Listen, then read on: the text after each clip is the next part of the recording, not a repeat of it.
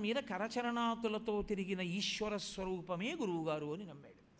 దైవతములంచు గురువుల తరచువాడు, లీలలందున బొంకులు లేనివాడు, ఎన్నడూ ఎప్పుడు అబద్ధం అన్న మాట ఆయన జోలికి రాలేదు. అసలు ఆయనని స్పృశించదు. లలిత మర్యాదుడు ప్రహ్లాదుడధిప.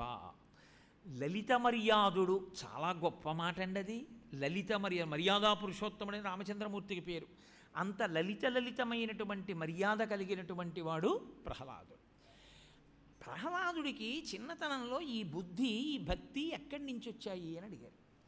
భాగవతంలోనే చెప్పారు పోతన గారు, భాగవతంలోనే చెప్పారు వ్యాసుల వారు. అది ఈ జన్మది కాదు. ఆ పిల్లవాడికి, ఈ పిల్లవాడికి 5వ ఏటనే అంత గొప్ప బుద్ధి ఎందుకు వచ్చింది అంటే, ఈ పిల్లవాడు గత జన్మలో సత్పురుషులతో కలిసి తిరిగాడు. సత్పురుష సహవాసమునకు 2 లక్షణాలు ఉంటాయి. మీరు ఎప్పుడూ దాన్ని చాలా జాగ్రత్తగా దృష్టిలో పెట్టుకోవలసి ఉంటుంది. అందుకని శంకర భగవత్పాదులు సత్సంగత్వే నిస్సంగత్వం అంటారు. ఒకటి, అది మిమ్మల్ని దుష్టమైన పనులు చెయ్యనివ్వదు. రామకృష్ణ పరమహంస మాట, ఇవాళ నాకు ఎందుకో రామకృష్ణ పరమహంస ఎక్కువ స్మృతిలోకి వస్తున్నారు. రామకృష్ణ పరమహంస మాటల్లో చెప్పాలి అంటే, ఏనుగు వెళ్ళిపోతూ కనపడ్డ వాటినన్నింటినీ ఇలా పీకుతుంది. ఓ పూలతీగ లాగుతుంది, ఓ కొమ్మ లాగుతుంది, ఆరేసిన పంచి ఉంటే దాన్ని కూడా లాగుతుంది. నేను ఒకసారి శృంగేరిలోనే తల్లో పువ్వులు పెట్టుకుని వెళుతున్నటువంటి ఒక తల్లి ఆ జటలో ఉన్న పువ్వులు ఏనుగు లాగడం చూశాను. చాలా చమత్కారం సుమా, ఇది కదా ఏనుగు బుద్ధి ఉంటే అనుకున్నాను. ఆ తొండం ఉత్తినే ఉండదు, దానికి ఏమో అన్యమ భావన కాదు, పువ్వులు లాగుతుంది. అథవా ఎప్పుడూ తొండం ఊపుతుంటుంది. కానీ మావటి పక్కన ఉంటాడు, ఉండి అది ఇలా మల్లెతీగ మీదకి ఎత్తగానే అంకుశంతో అంటాడు, దింపేస్తుంది. 4 అడుగులు వేస్తుంది, మామిడి కొమ్మ మీదకి ఎత్తుతుంది, ఇలా అంటాడు, దింపేస్తుంది. పక్కన మావటి ఉండి అంకుశంతో ఇలా అన్నంతసేపు ఆ తొండాన్ని దింపేస్తుంది, ఇంకేమీ విరవదు. సత్పురుషుడితో కలిసి తిరిగినప్పుడు పైకి లేచిన మనసు అలా వెనక్కి వెళ్ళిపోతుంటుంది. బాగుండదు. ఆయన స్నేహితులం అని చెప్పుకుంటారు, ఆయనకి మనం బాగా ఆంతరంగికులం అని చెప్పుకుంటారు. మనం ఇలాంటి పని చేస్తున్నట్లు తెలిస్తే, ఏమంటే మీరు ఆయనతో అంత సన్నిహితంగా ఉంటారు, ఇదేంటండి ఇలాంటి చోట ఉన్నారు అని ఎవడైనా అడుగుతాడేమో. అడిగి రేపు ఆయనకి చెప్తే మళ్ళీ దగ్గరికి రానిస్తాడా? ఎందుకు వచ్చిన గొడవని మానేస్తాడు. వాడికి మానేయకుండా ఉండగలిగి కాదు, అలా మానకపోతే ఆయనతో ఇబ్బంది వస్తుందని ఇప్పుడు చేయడం మానేస్తాడు. ఇది మొదటి లక్షణం. ప్రయత్నపూర్వకంగా నిగ్రహించలేనిది సత్సంగం చేత నిగ్రహింపబడుతుంది అన్నారు పరమహంస. రెండవది, సత్సంగం ఈశ్వరుణ్ణి దగ్గరికి తీసుకొచ్చేస్తుంది, మీ ప్రయత్నం అక్కర్లేకుండా తెస్తుంది. ఎందుకో తెలుసా అండి, ఈశ్వరుడి దగ్గర ఒక లక్షణం ఉంటుంది. పాపమును పోగొట్టుకోవాలి అంటే సాధనము, వ్రతము అని మనకి శాస్త్రవాక్కు. ఎప్పుడూ ఈశ్వరుడి గురించి చింతనం చేసేటటువంటి వ్యక్తికి దగ్గరగా మీరు ఉంటున్నారనుకోండి, ఉంటుంటే ఈశ్వరుడు ఏం చేస్తాడంటే మీ పాపాలన్నింటినీ కాల్చేస్తుంటాడు, ఈయనకి దగ్గరగా ఉన్నాడు అని. ఎందుకంటే చూడండి, పెద్ద మంటకి ఆకు ఒకటి దగ్గరలో ఉంది, పచ్చటి ఆకు. మంట దాని కిందకి లేదు, కొంచెం దగ్గరలో ఉంది. కానీ వేడి తగలగా వడిలిపోయి ఎండిపోయినట్లయిపోయి ఈ సగకి అంటుకుని ఇది కాలిపోతుంది. సత్పురుషుడికి దగ్గరగా ఉన్న కారణం చేత కొన్నాళ్లకి ఇతనిలో ఉన్నటువంటి పాపరాశి అంతా దహించుకుపోయి ఇతను ఈశ్వరానుగ్రహానికి యోగ్యుడైపోతాడు. అందుకనే మహాభారతంలో ఒక చమత్కారం. ధృతరాష్ట్రుడు మహాపాపి, ఎప్పుడూ దుష్టాలోచనే. కానీ అతని జీవితంలో వరం ఏది అంటే, విదురుణ్ణి పిలుస్తాడు రోజు. రాత్రి విదురుణ్ణి పిలిచి, నిద్ర పట్టట్లేదు విదురా, ఏమైనా చెప్పంటాడు. నిద్ర పట్టని వాళ్ళు కొంతమంది ఉన్నారు, పరస్త్రీలని కాంక్షించేవాళ్ళు, దొంగతనాలు చేసేవాళ్ళు, ఇతరుల సొమ్ము ఎత్తుకొచ్చేవాళ్ళు, బాగా వ్యాధితో బాధపడేవాళ్ళు, 4 రకాలు ఉంటారు. నువ్వు ఏ రకం వాడివని అడుగుతాడు విదురుడు. ఇంకోళ్ళ సొమ్ము ఎత్తుకురావాలని కోరుకున్నవాడిని మా తమ్ముడి రాజ్యం నా కొడుకులకి ఇచ్చేద్దామని ఆలోచిస్తుంటాను, అందుకే నిద్ర పట్టదు నాకు. కాబట్టి ఏమైనా మంచి మాటలు చెప్పంటాడు. ఉన్న తప్పు ఒప్పుకుని సత్పురుషుడి దగ్గర ఎప్పుడూ విదురుడి పక్కన కూర్చుని విదురుడి చెప్పిన మంచి మాటలు విన్నాడు, ఆచరించాడో లేదో తర్వాత మాట. అలా ఉన్నందుకు గాను కృష్ణ పరమాత్మ దివ్యనేత్రములనిచ్చి విశ్వరూప దర్శనం ఇచ్చారు ధృతరాష్ట్రుడికి. అది కారణం. సత్పురుషులతోటి సంగము అంత గొప్పది. అందుకే ప్రయత్నపూర్వకంగా నీ జీవితంలో ఏది పోయినా పర్వాలేదు, సత్పురుషులతోటి సహవాసాన్ని వదలకూడదు. ఎందుకంటే అది ఎంత దగ్గరగా నువ్వు చేరగలుగుతావో నీకు జీవుడికి అంత గొప్ప ప్రయోజనం పడిపోతూ ఉంటుంది, అంతే. అంత గొప్ప శక్తినిస్తుంది. అది దుస్సాధ్యమైనటువంటి ఈశ్వరుణ్ణి చేరుకోగలిగిన స్థితిని ఇచ్చేస్తుంది సత్పురుషులతోటి సహవాసము. కాబట్టి ఈ ప్రహ్లాదుడు గత జన్మలలో సత్పురుషులతో సహవాసం చేశాడు, వాళ్ళతో బాగా తిరిగాడు. తిరిగి తిరిగి తిరిగి తిరిగి తిరిగి శరీరం వదిలిపెట్టాడు. ఆ సత్పురుషులతో తిరిగిన సహవాసం ఏం చేసిందంటే ఇదిగో ఇప్పుడు ప్రహ్లాదుడిగా పుట్టించింది. అందుకు వచ్చిందయా ఈ భక్తి అన్నారు పోతన గారు. అది ప్రహ్లాదుడి గురించని మీరు వినకండి. అంటే నీకు అన్ని ఉపదేశాలు బాగానే చేస్తావు, అసలు నీకున్నాడా ఎవరైనా సత్పురుషుడు స్నేహితుడు అని అడుగుతారేమో. నేను సత్పురుష స్నేహంలోనే ఉన్నాను, కానీ అది నా గర్వకారణంగా నేను భావించాను. అది ఈశ్వరానుగ్రహం. మాకు మా గురువుగారి అనుగ్రహం చాలు, ఆయనే సమస్తం నాకు. కాబట్టి సత్పురుషుడితో ప్రయత్నపూర్వక స్నేహాన్ని మీరు అభిలషించకపోతే జీవితంలో మనుష్య జన్మలో ఏదో చాలా గొప్పదాన్ని కోల్పోయినట్టే. ప్రయత్నపూర్వకంగా ఎవరో ఒక సత్పురుషుడితోటి సాన్నిహిత్యం ఉంచుకోవాలి. అన్నిటికన్నా గొప్పది ఏమిటంటే మీరు ఆయన్నికి దగ్గరగా ఉండే ప్రయత్నం. అంటే నా ఉద్దేశం దగ్గరగా అంటే ఏదో భౌతికంగా దగ్గరగా ఉండడం కాదు, మానసికంగా శారీరకంగా దూరంగా ఉన్న ఆయన్ని నమ్మి మీరు ఆచరించగలగడం, అదే దగ్గర కావడం. ఇంకా పెద్ద మెట్టు ఆయన మిమ్మల్ని చూడగానే ఏంటి ఓ చెల్లెమ్మనో ఓ అన్నదమ్ముడినో చూడగలిగాడు అనుకోండి, ఇంకా జన్మ పండినట్టే. అసలు ఆయనతో దేహబంధుత్వం ఒకటి వచ్చిందనుకోండి, ఇంకా అదృష్టం. ఎందుకో తెలుసా అండి, మీరు బావగారు అనో అన్నయ్య గారు అనో ఆ పిలిచేటటువంటి బంధుత్వం అటువంటి వాళ్ళతో వచ్చిందనుకోండి, మీరు స్వతంత్రంగా ఇంట్లోకి వెళ్ళగలరు. ఆయన పూజ చేస్తే ఆయన దగ్గర మీరు తీర్థం పుచ్చుకోగలరు, ఆయనతో కలిసి మాట్లాడగలరు. మీకు నేను శివమహాపురాణంలోంచి ఒక రహస్యం చెప్తాను. అత్యంత భక్తి తత్పరుడై పరమేశ్వరుణ్ణి అభిషేకం చేయగలిగినటువంటి వ్యక్తి పరమభక్తితో శివాభిషేకం చేసి తలుపు తీసుకుని బయటికి వచ్చినప్పుడు ఆ వ్యక్తిని చూస్తే త్రివేణీ సంగమంలో స్నానం చేశాడని వేస్తారు ఆ రోజు. అంత గొప్పది భక్తులతో కలిసి ఉన్నటువంటి జీవితం. అందుకే మాలాకారుడు నీపాద కమల సేవయు నీపాదార్చకులతోడి నెయ్యము అని అడిగాడు. అందుకే భాగవతం అంత భక్తి జ్ఞాన వైరాగ్యములను ఇవ్వగలిగినటువంటి సద్గ్రంథమైంది. కాబట్టి ప్రహ్లాదుడు గత జన్మలలో సజ్జన సాంగత్యం చేశాడు, ఈ జన్మలో ఇదిగో ఈ వైభవాన్ని పొందాడు. కాబట్టి పుట్టుక నుంచి అతనికి ఆ భక్తి ఏర్పడింది.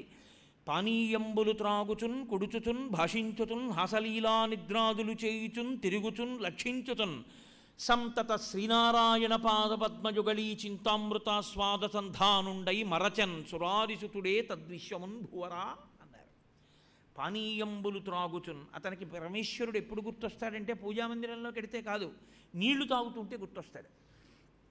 కుడుచుచున్ తింటూ, భాషించుచున్ మాట్లాడుతూ, పానీయంబులు త్రాగుచున్ కుడుచుచున్ భాషించుచున్ హాస లీలా నిద్రాదులు చేయుచున్ నవ్వుతూ పడుకుంటూ, ఏది చేసినా శ్రీమన్నారాయణ పాద పద్మజుగళీ చింతామృతాస్వాద సంధానుండై మరచన్ సురారిచుతుడే తద్విశ్వమున్ భువరా. మరుపంటే ఏమిటి? ఆ విషయం మీద అసలు స్మృతి పోవడం. నేను ఏదో పుస్తకాలు చదువుకుంటూ ఇందులో పెడదామని జేబులో డబ్బులు తీసి ఏదో పుస్తకంలో పెట్టాను, గుర్తు పెట్టుకున్నాను అనుకున్నాను. ఒక 10 రోజులు పోయిన తర్వాత 2 500 రూపాయల కాగితాలు ఉండాలి కదా మన దగ్గర అన్నట్టు ఎక్కడ పెట్టాం అంటే జ్ఞాపకానికి రాలేదు. జ్ఞాపకానికి ఎందుకు రాకుండా పోయింది? పెట్టింది నువ్వే కదా, పెట్టినప్పుడు పెట్టానని గుర్తుంచుకున్నది నువ్వే కదా. అంటే దీన్ని దృష్టిలో పెట్టుకునే లోపల దీనికన్నా బలవత్తరమైన విషయం ఒకటి వచ్చి ఈ 10 రోజులు నీ మేధస్సు మీద పనిచేసింది. అది దీన్ని తుడిచి తాను వ్యవస్థీకృతమైపోయింది. అయిపోవడంలో ఇది పక్కకి వెళ్ళిపోయింది. పూర్వం ఆడియో క్యాసెట్ల మీద చూడండి, సూపర్ ఇంపోజిషన్ మళ్ళీ రికార్డ్ చేసేవారు. అలా దీన్ని తుడిచి అది వచ్చి అంటుకుంది. అప్పుడు అది స్మృతిలో లేదు, మరిచిపోయానంటాడు. ఆయనకి విశ్వాన్ని మరిచిపోయాడు, విశ్వనాథుడు గుర్తుండిపోయాడు. అది ప్రహ్లాదుడు అంటే. కాబట్టి శ్రీమన్నారాయణ పాద పద్మయుగళీ చింతామృతాస్వాద సంధానుండై మరచన్ సురారిసుతుడే తద్విశ్వమున్ భువరా. తెలుగులో ఇటువంటి పద్యాలు ఇచ్చిన పోతన గారి పాదాలకి తెలుగువాడిగా పుట్టిన ప్రతివాడు రోజు నమస్కారం చేయాలి. కాబట్టి పానీయంబులు త్రాగుతుంటే శ్రీమన్నారాయణుడు ఎలా గుర్తొస్తాడండి? అంటే మనకంటే జ్ఞాపకం రాడు, కానీ ఆయన అనుకునేవాడు ఈశ్వర వీధిలో ఏమవుతోందో తెలుసుకుంటాను, అలా ఆవిడుతోందంటాను. 4 బాజాలు వినపడితే బయటికి వెళ్ళి ఏదో పెళ్లివారు వెళ్తున్నారంటాను. బాల్కనీలో నుంచి వెంకటేశ్వర స్వామి వారి యొక్క అదిగో దేవాలయ ప్రాకారం అంటాను. బయటవన్నీ చూస్తాను. ఇందులో నీళ్ళు అయిపోయాయన్న విషయం నాకు తెలియదు. ఇందులో నీళ్ళు అయిపోతే ప్రాణానికే ఇబ్బంది వస్తుంది. ఓరి పిచ్చాడా, ఇందులో జలం అయిపోయింది, నీరు అయిపోయింది, ఇంకిపోయింది, మళ్ళీ పోయి నీళ్లు పోయి అని ఈశ్వరుడు దాహం రూపంలో చెప్తాడు. ప్రాణ అపాన వ్యాన ఉదాన సమాన నాగ కూర్మ కృకర ధనంజయ దేవదత్తములని 10 వాయువుల రూపంలో శరీర పరిపాలనం చేస్తాడు ఆయన. కాబట్టి లోపల దాహం వేస్తోంది అనిపిస్తే ఓ అని గబగబా నీళ్లు తాగడానికి వెళ్తాం. దాహం వేస్తోంది అని పువ్వులు కోసుకోవడానికి వెళ్ళంగా, దాహం వేస్తే నీళ్లు తాగుతాం. కాబట్టి అసలు ఇందులో నీళ్లు లేవని చెప్పిన వాడెవరు? ఈశ్వరుడు చెప్తున్నాడా. మనమైతే దాహం వేస్తోందని నీళ్ళకెడతాం. ఆయన అనేవాడు, ఈశ్వర ఇందులో నీళ్ళు అయిపోతే దీన్ని బతికించాలని నీళ్ళు అయిపోతున్నాయని దాహం రూపంలో చెప్పావా అనేవాడు. ఈశ్వర అన్నానికి నీటికి తేడా ఏమిటి? 2 నోట్లోంచి తీసుకునేవే. అది కొంచెం నవిలి మింగాలి. అది వెళ్ళడం ఆలస్యమైనా ప్రాణాలు నిలబడతాయి. నీళ్లు తొందరగా వెళ్ళిపోవాలి లోపలికి, లేకపోతే ప్రాణం పోతుంది. నీళ్లు తొందరగా వెళ్ళాలని నీటికి ప్రవహించే శక్తిని ఇచ్చావా? అందుకని కడుపు కింద పెట్టి నోరు పైనెట్టావా? ఇందులో పోస్తే గుటుక్కుని నీరు పల్ల మెరుగు నిజము దేవుడు ఎరుగని కింద కెడుతోందా? కడుపు పైన నోరు కింద పెట్టుండి దాహం వేసి ఉంటే? ఈశ్వర ఏమి వ్యవస్థని సృష్టించావయ్యా, ఏమిచ్చి నీ రుణం తీర్చుకుంటాను? ఇక్కడ కడుపు ఇక్కడ నోరు పెట్టి అంత దాహంతో ఉండగా గడగడా తాగితే ఇలా నీరు వెళ్ళిపోయేటట్టుగా అనుగ్రహించావా? పానీయంబులు త్రాగుచున్ ఇప్పుడు రోమాంచితమై పొంగిపోయేవాడు నీళ్లు తాగుతూ. ఇప్పుడు ఈ నీళ్లు తాగడంలో దాహాన్ని నీళ్ళని మరిచిపోయేవాడు శ్రీమన్నారాయణుడు గుర్తొస్తుండేవాడు ఆయనకి. అంటే నిజంగా ఈశ్వరుణ్ణి స్మరించాలనుకున్న వాడికి పూజామందిరమే అవసరము కాదు. ఏ కారణమైనా తనకి ఈశ్వర దర్శనానికి అనుకూలమే. పానీయంబులు త్రాగుచున్ కుడుచుచున్ తింటూ ఎలా గుర్తొస్తాడండి అనొచ్చు. ఇన్ని వడ్లు తీసుకెళ్ళి మట్టిలో వేస్తే మొక్కలు పుట్టి కంకులు పుట్టి ఒక్కొక్క కంకుకి ఇన్ని ధాన్యం వచ్చి ఆ ధాన్యాన్ని తీసుకొచ్చి దంపితే బియ్యం వచ్చి ఆ బియ్యాన్ని నీటిలో కలిపి గిన్నెలో పోసి అగ్నిహోత్రం మీద పెడితే గిన్నెలో ఉన్న మెతుకులన్నీ ఒకేలా ఒకే కాలంలో ఒకేసారి ఉడికి మెత్తపడి అందులోకి తీసుకొచ్చి ఇంకో కాయగూరని నీటిలో ఉడికించి తీస్తే కొత్త రుచి వచ్చి మెత్తగా పళ్ళ మధ్య పెట్టుకుని నవ్వులుతుంటే నోటి లోపల అంత కఠినమైనటువంటి దంతముల పంక్తి పెట్టి మెత్తటి నాలుక పెట్టి ఈ నాలుక పళ్ళ మధ్యలో ఉన్న ఎప్పుడు నాలుక పళ్ళ మధ్యలో పడిపోకుండా ఏర్పాటు చేసి ఈ నాలుక పళ్ళ కిందకి ఈ పదార్థాన్ని తోస్తుంటే అవి నవిలి మెత్తబడుతున్న పదార్థంలోకి లాలాజనాన్ని సృష్టించి అందులోంచి మళ్ళీ మ్యూకస్సు టైలిన్ను తెప్పించి కంఠంలోంచి జిగురుగా జారిపోయేటట్టు చేసి జీర్ణ వ్యవస్థలోకి పంపుతున్న ఓ ఈశ్వరా నీది ఈ శక్తి అన్నం. కాబట్టి మనం అన్నం తింటే నేను తింటున్నానంటాను, ప్రహ్లాదుడు అన్నం తింటే ఈశ్వరుణ్ణి చూశాడు. కాబట్టి పానీయంబులు త్రాగుచున్ కుడుచుచున్ భాషించుచున్ మాట్లాడుతూ, ఈ మాట్లాడడము ఏదైనా ధ్వని అంటాం. ధ్వని అన్నది ఏదైనా 2 కలిసి రాపాడితే కానీ రాదు. అందుకే శబ్దము వేరు ధ్వని వేరు, ఇవన్నీ శబ్దములు అంటాం. అసలు శబ్దం వేదరాశికి శబ్దరాశి అని పేరు. ఏదైనా అర్థం ఉంటే శబ్దం, అర్థం లేకపోతే ధ్వని. పసిపిల్లాడు ఏడిచాడు అనుకోండి, దానికి అర్థం ఏమిటో చెప్పండి కోటేశ్వరారు అన్నారు అనుకోండి, ఏం చెప్పను, వాడు ఏడిచాడు అనాలి అంతే. శబ్దం అంటే దానిలో ఒక అర్థం ఉంటుంది, అర్థం ఉంటే శబ్దం అంటారు. శబ్దము కానీ ధ్వని కానీ 2 రాపాడితే కానీ పుట్టవు. అందుకే మీరు చూడండి, మృదంగం వాయించారనుకోండి, వేళ్లతో ఆ చర్మం మీద జంతు చర్మం మీద కొడితే పుడుతుంది శబ్దం.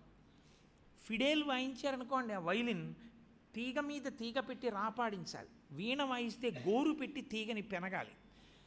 శబ్దం లోపల నుంచి పుట్టాలనుకోండి, మూలాధారం నుంచి కదిలినటువంటి వాయువు పైకి వెళ్ళి బ్రహ్మరంధ్రం దగ్గర వెనక్కి తోసేస్తే ఇక్కడికి వచ్చి నిలబడితే నా భావమునకు అనుగుణంగా నా నాలుక లోపల కదిలి ఆ వాయువుని నొక్కితే ఎక్కడెక్కడ నొక్కాలో నోట్లో అక్కడక్కడ ఆ నాలుక వెళ్ళి నొక్కినప్పుడు సొట్టలు పడినటువంటి ఆ వాయువు అక్షరములై, అక్షరములు పదములై, పదములు వాక్యములై నాలో ఉన్న భావాన్ని పట్టుకుని నా నోటి నుంచి శబ్దంగా పైకొచ్చి మీ చెవులలోంచి లోపలికెడితే నాలోని భావము మీలోని భావముగా మారిపోతుంది. సభాభ్య సభాపతిభ్యశ్చ ఓ నమో నమో అంటారు. ఆ స్థితిని పొందేటట్టు ఇంత ప్రక్రియ చేస్తున్నవాడి